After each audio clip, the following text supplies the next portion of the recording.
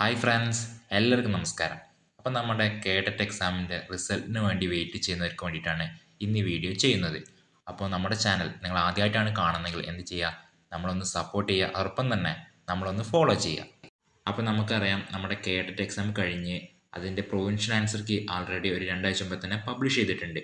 അപ്പോൾ ഇനി വരാനുള്ളത് റെക്ടിഫൈഡ് ആൻസർ കീയും അതോടൊപ്പം തന്നെ നമ്മുടെ കേഡറ്റിൻ്റെ റിസൾട്ടാണ്. അപ്പോൾ റെക്ടിഫൈഡ് ആൻസർ കീ എന്ന് വരും എന്ന് ചോദിക്കുന്ന കുറേ പേരുണ്ട്. അപ്പോൾ അവരോട് പറയാനുള്ളത്, എങ്ങനെ പോയാലും അടുത്ത മാസം ഒരു 12-ാം തീയതിക്കുള്ളിൽ തന്നെ നമ്മുടെ ഈ റെക്ടിഫൈഡ് ആൻസർ കീ വരുന്നതായിരിക്കും.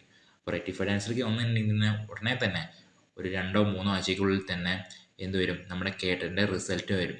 അപ്പോൾ ഇവിടെ പലർക്കും അറിയാത്തൊരു കാര്യം, കേഡറ്റ് എക്സാം കഴിഞ്ഞ് ചിലപ്പോൾ ഉടനെ തന്നെ നമ്മുടെ പ്രൊവിൻഷ്യൽ ആൻസർ കീയും അതോടൊപ്പം തന്നെ റെക്ടിഫൈഡ് ആൻസർ കീയും വരും. അപ്പോൾ എല്ലാവരും വിചാരിക്കും, നമ്മുടെ കേഡറ്റിൻ്റെ റിസൾട്ടും 1-2 ആഴ്ചയ്ക്കുള്ളിൽ തന്നെ എന്ത് ചെയ്യും, പബ്ലിഷ് ചെയ്യുമെന്ന് വിചാരിക്കും. പക്ഷേ അങ്ങനെ വരാറില്ല. ഇപ്പോൾ കഴിഞ്ഞ കേഡറ്റിൻ്റെ എക്സാം ഒക്കെ ആണെങ്കിൽ തന്നെ 2 മാസം, കൃത്യം 2 മാസം കഴിഞ്ഞിട്ടാണ് കേഡറ്റിൻ്റെ എക്സാം പബ്ലിഷ് ചെയ്തത്.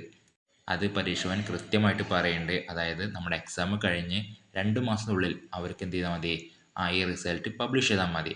അപ്പോൾ ഇപ്പോൾ വരും എന്ന് വിചാരിച്ച് നിൽക്കുന്ന ഒത്തിരി പേരോട് പറയാനുള്ളത് എന്താണ്, ടൈം എടുക്കും. റിസൾട്ട് അങ്ങനെ പെട്ടെന്ന് വരുന്നതായിരിക്കില്ല.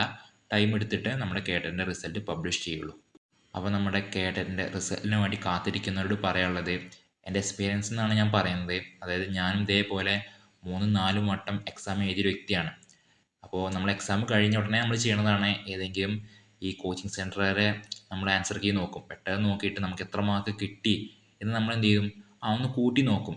അപ്പോൾ ആ സമയത്തൊക്കെ നമുക്ക് ഏകദേശം ഒരു ബോർഡറിൽ, ചില ആൾക്കാർക്ക് ബോർഡർ ലൈനിൽ നിൽക്കുക. എനിക്കും ഇതേപോലെ എന്താ പറയുക, ഒരു 92 മാർക്ക് അല്ലെങ്കിൽ 93 മാർക്കൊക്കെ ഉണ്ടായിരുന്നു. ഞാൻ ജനറൽ കാറ്റഗറിയിൽ പെട്ട വ്യക്തിയാണ്. അപ്പോൾ എനിക്ക് പാസ്സാവണമെങ്കിൽ അല്ലെങ്കിൽ ക്വാളിഫൈ ചെയ്യണമെങ്കിൽ 90 മാർക്ക് വേണം. അപ്പോൾ 93 എന്ത് ചെയ്യുന്നു, ആ സമയത്ത് നോക്കിയ സമയത്ത് വന്നിരുന്നു.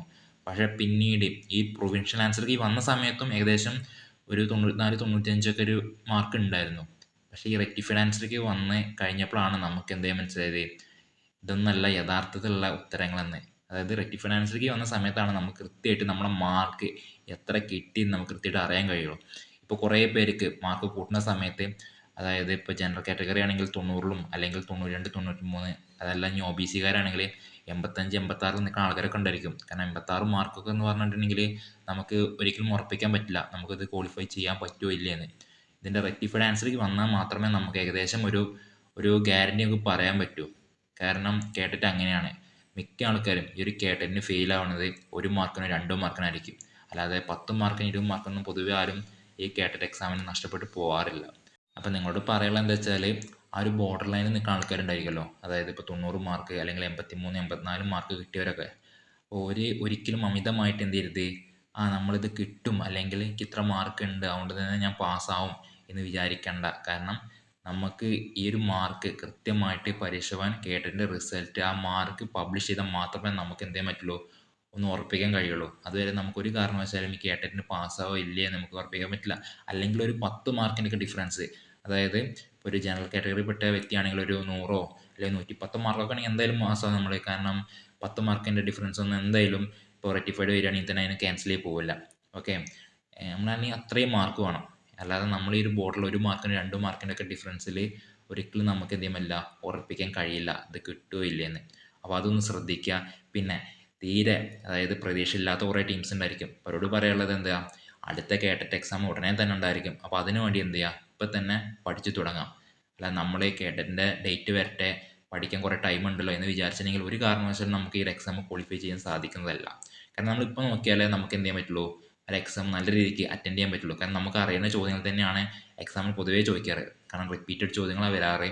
പക്ഷേ ആ സമയത്ത് നമുക്ക് ഉണ്ടാകുന്ന ഓരോ ടെൻഷൻ കാരണം അല്ലെങ്കിൽ എന്താ പറയുക, കൺഫ്യൂഷൻ കാരണമായിട്ട് തെറ്റിപ്പോവാണ് ഉത്തരങ്ങളൊക്കെ.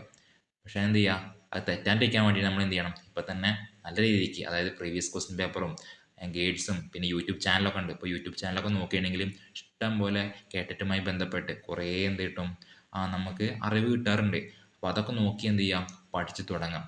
എത്രയും പെട്ടെന്ന് നമ്മുടെ ഈ കേട്ടറ്റ് എക്സാം ക്വാളിഫൈ ചെയ്യാൻ സാധിച്ചാൽ അത്രയും നല്ലത് എന്ന് പറയാൻ പറ്റും. കാരണം എന്താ വെച്ചിട്ടുണ്ടെങ്കിൽ ഇത് ഓരോ വർഷം കഴിയുമ്പോഴും ഈ ഒരു കേട്ടറ്റ് എക്സാമിൻ്റെ ക്വസ്റ്റ്യൻസ് കുറച്ച് ടൈറ്റായിട്ട് വരികയാണ്.